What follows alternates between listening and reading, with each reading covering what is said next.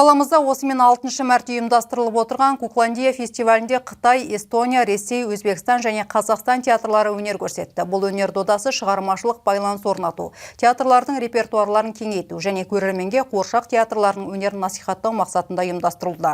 Фестивальге қатысушылар даярлығы баспасөз мәслихатында айтылды.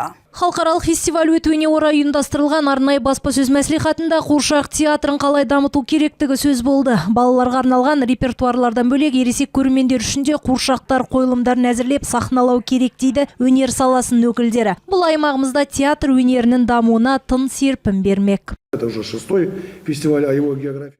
Бұл фестиваль осымен 6-шы мәрте ұйымдастырылып отыр. Қатысушы театр ұжымдарының қатары да жыл сайын молая түсуде. Биылғы жылы фестивальге Қытай мен эстониялық театр ұжымдары алғаш қатысып отыр. Кукляндия фестивалі аясында 4 күн бойы қарағандылық көрермен Гонконг, Бұхара, Екатеринбург, Астана, Шымкент, Қызылорда және Қарағанды театр ұжымдары әзірлеген туындыларды тамашалады. Айта кетейік, фестивальге қатысушылардың жағрапиялық ауқымы жыл сайын кеңейіп келеді дейді Амантай Ибраев. Карагандинская область является всегда... Қарағанды облысы рухани мәдени жаңашылдықтарды дамытуға әрдайым көш басында. Қарағандыда өнер мен мәдениетке қатысты көптеген іс-шаралар өткізіліп жатады. Және бұл санатта осымен 6-шы рет ұйымдастырылып отырған біздің Кукляндия фестивалі ерекше екенін атап өткім келеді. Бұл жолы фестивальге тіпті Эстониядан келген жеке театр ұжымы да қатысуда. Олар іскерлік еткен 35 жыл ішінде репертуарларын 89 спектакльмен толықтырған. Өнер ұжымы Ресей, Сербия және Эстония продюсерлік ұжымы бірлесе жасаған Қызыл телпек трагикомедиясын ұсынды. Ал Қызылорда облысынан келген өнер ұжымы бұл фестивальге кішкентай Ханзада ертегісін әзірлепті.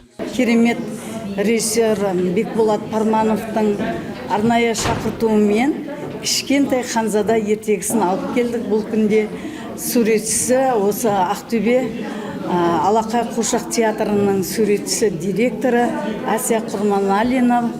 Биыл осы 6 актер, 3 музыканттарымыз бар, бәріміз 9-10 адам келіп отырмыз қонаққа. Гонконг театрының өкілі бұл жолғы фестивальдің басты қонағының бірі. Ол қуыршақтардың алуан түрін ұсынып отыр. Қытайдағы театр өнерінің дамуы туралы айтып берді.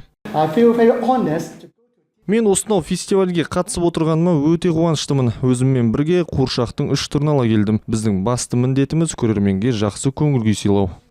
Кукляндия халықаралық қуыршақ театрларының фестивалі Қарағандының брендіне айналды. Ұйымдастырушылар жыл өткен сайын фестиваль аясында көрермендерге әлемнің түкпір-түкпірінен бірегей қойылымдарды ұсынуға тырысуда. Бақыт Күлматуова, Шалқар Алтынбеков, Николай Шевелев, 5-ші арна.